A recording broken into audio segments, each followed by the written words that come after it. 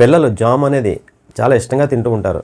ప్రతి ఇంట్లోనూ dining table మీదనో లేదా ఫ్రిడ్జ్లోనో ఈ జామ్ బాటిల్స్ మనకు దర్శనమిస్తూ ఉంటాయి. అయితే ఈ జామ్ తినడం అనేది చాలా చాలా ప్రమాదం అని నిపుణులు మనల్ని హెచ్చరిస్తున్నారు. ఎందుకంటే ఈ జామ్ వల్ల మన బాడీలోని ఇమ్యూనిటీ పవర్ తగ్గిపోతుంది. అలాగే దంతాలకు అనేక రకాల ఇన్ఫెక్షన్స్ రావడానికి ఈ జామ్ కారణమవుతుంది. అదేవిధంగా మన బాడీలోని రకరకాల ఇన్ఫ్లమేషన్ రావడానికి కూడా ఈ జాము దోహదపడుతుందన్నమాట. ఒక 100 గ్రాములు జామ్ తీసుకుంటే అందులో 70 గ్రాముల వరకు పంచదార మాత్రమే ఉంటుంది.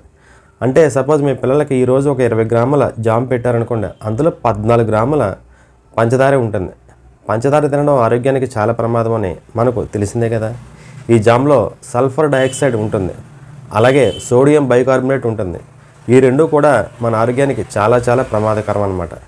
అదేవిధంగా ఈ జామ్లో కలిపే అనేక రకాల రసాయనాలు, అలాగే కలర్స్, ఫుడ్ కలర్స్ కూడా మన ఆరోగ్యానికి చాలా ప్రమాదాన్ని కలుగజేస్తాయి.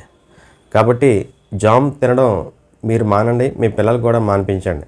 ఒకవేళ బ్రెడ్ తినాల్సి వస్తే అందులో మంచి తేనె, మంచి రకం తేనె, న్యాచురల్ తేనె ఉంటుంది. ఆ తేనె కలుపుకొని ఆ తేనె ఈ బ్రెడ్ స్లైస్కి రాసుకుని ఆ విధంగా తినండి తప్ప జామును మాత్రం మీరు ఎప్పుడూ కూడా వాడొద్దు.